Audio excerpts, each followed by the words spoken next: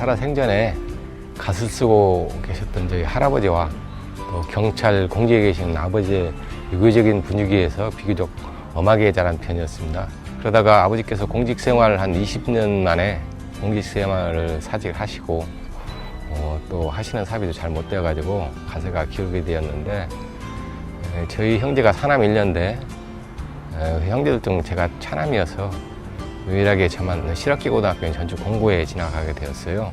그리고 그 졸업하던 해에 공직에 입문을 해서 군산시청에 첫 발을 들여놓은 후로 벌써 36년째 공직생활을 하고 있습니다. 사실 면 단위 일이 비교적 단순 업무라고 생각을 했었는데, 막상 근무지에 와서 면행정을 해보니까 면행정은 바로 종합행정이었습니다. 예를 들면 중앙부처나 또 도청 또는 시청 모든 부서에서 내려주는 모든 일들이 주민들에게 또 전파를 해야 되고, 때로는 주민들과 직접 만나서 이해관계를 해소하고, 그런 행정이 가장 중요한 것을 알게 됐죠. 또 주민들과 직접 만나서 하는 업무가 주가 되다 보니까 법률이 아니라 도덕으로 해결해야 될 문제도 많고, 또 행정이 아닌 사람들과의 만남, 또 그분들과 통하는 정의에 의해서 이루어진 일들이 많아서 내가 법률 테두리 내에서 그 사람들, 그 주민들을 설득하는 것보다는 내가 주민들 편에서 어떤 도움을 줄 수 있을 것인가, 그걸 먼저 생각하게 되었습니다. 면장에 처음 부임을 한 후로 가장 먼저 어려운 사람에 대한 관심을 먼저 기울이게 됐고요. 사회복지 분야, 또 기초생활보호 대상자 분야, 이런 부분에 대한 관심이 특히 많이 중점을 두었고, 특히 언제 발생할지 모르는 긴급복지 대상자에 대한 부여 업무에 중점을 두어서 그 사람들한테는 스스로 일어설 수 있는 교육하고 자활, 이런 게 중점을 두고 업무를 하고 있습니다. 또 농업에 종사하는 분들이 많으니까 그 농업에 종사하시는 분들에 대한 지원과 그 보조사업, 또 공동체 사업에 대한 사업에 이제 중점을 두어가지고 실질적으로 농민들이 피부에 와닿는 혜택이 어떤 것을 먼저 찾아서 그분들한테 직접 혜택할 수 있는 그런 일을 우선적으로 하고 있습니다. 다행히 저희 면에는 JRPC라는 우리나라 최초 쌀 수출을 하는 그 미국 종합체류장이 있거든요. 쌀 농업은 어느 정도 수준에 올라 있고요. 현재는 특작, 브로콜리나 파프리카 같은 특작과 그 축산하시는 농가가 많이 있어서 이분들에게 혜택이 좀 많이 들어갈 수 있도록 해서 활기 넘치는 농촌이 될 수 있도록 하겠습니다.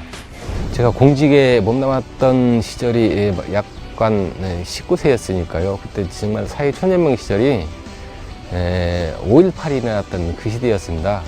사회 분위기가 상당히 좀 모순하고 또 대모대가 끊이지 않는 그런 오공 시절이었었는데, 그 시절에 내 의식 속에 살아있는 그 젊음하고 또 직업에 대한 정체성, 또 기운 가세에 대한 그 책임감, 이런 것들이 혼재되어 있어갖고 굉장히 많은 갈등을 했었어요.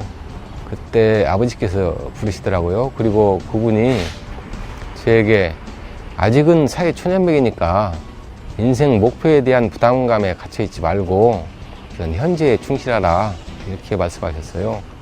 사회라는 공동체에서 내가 해야 하는 그 책임감, 사람들과의 신뢰, 신의, 이런 것들에 눈이 좀 뜨게 된 것이죠. 그렇게 지나온 세월이 벌써 한 30년이 넘었네요. 사무관 승진 후에 아버님 묘소에 다녀온 적이 있어요. 그때 30년 전에 당신의 말씀이 맞았다는 것을 당시 제가 한 30년 걸린 셈입니다. 사실 젊은 시절에 제 마음을 잡을 수 있던 것은 산이었습니다. 산을 다니면서 깨우쳤던 가장 중요한 사실은 남이 아닌 나를 이길 수 있는 방법을 깨우쳤다는 것이었죠. 산은 때론 친구처럼도 만나게 되고 또 어머니 품처럼 다가올 때도 있었고요. 한때는 저한테는 종교처럼 인식되던 그런 시절도 있었으니까요.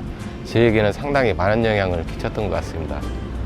산은 오른다는 그 자체도 교훈이었지만, 산에서는 나하고는 전혀 다른 분야의 사람도 많이 만나고, 또 그들과의 모임을 통해서 이제 새로운 세계도 경험하고, 또 그런 사람들과는 흉금을 터놓고 얘기할 수 있으니까 때로는 아낌없이 주기도 했었죠.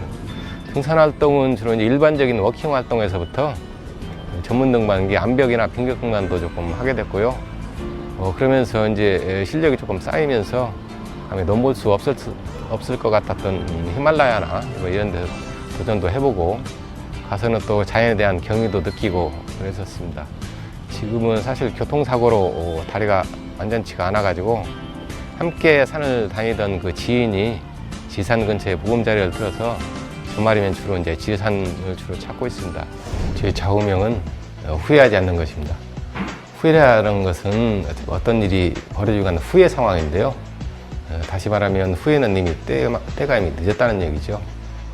젊은 시절 그 방황 끝에서 어떤 상황에서 내가 결정했던 그 결과가 어찌됐든 간에 후회하면서 살기는 너무 짧다 그런 생각을 하게 되었어요. 그래서 물론 이제 후회한다고 번복되는 일도 없고요. 그래서 일을 시작한 후에 만약에 그것이 잘못되었던 잘 됐던 하여튼 저는 후회를 하지 않습니다. 물론 잘못되었으면 교훈을 얻게 되는 거죠. 농업 분야는 우루과이 라운드 이후부터 국가나 우리 자치단체에서 지원하는 사업이 제가 보니까 한 100여 가지가 넘더라고요. 이것을 잘 활용을 해서 주식인 쌀농사에서부터 축산, 과수, 또 투경작물에 이르기까지 우리 농민들에게 실질적으로 혜택이 갈 수 있는 그런 지원 체계를 좀 강화하고요. 자생단체나 또 의식이 깨어있는 농민들하고 연합을 해서 생산뿐만이 아니라 유통, 판매, 체험까지 병행하는 그런 6차 산업으로 발전시켜 나갈 수 있도록 하겠습니다. 또 우리 고장 출신 문학가인 백릉 최망신 선생 생가타하고 요지를 정비하고 또 문화재로 등록된 그 인피역이 있는데 이것을 연계해서 일제 수탈의 역사를 재조명하고 후세가 교훈을 얻을 수 있는 그런 관광자원으로 개발할 예정입니다. 과거에 현청에 있었던 역사성을 또 살려가지고 상주에서 체험할 수 있는 예절교육 같은 것도 개발하고 또 이런 것을 보급을 해가지고 우리 인피면이 명실상부한 충의 예의 고장으로서 자리 잡을 수 있도록 최선의 노력을 다 하겠습니다.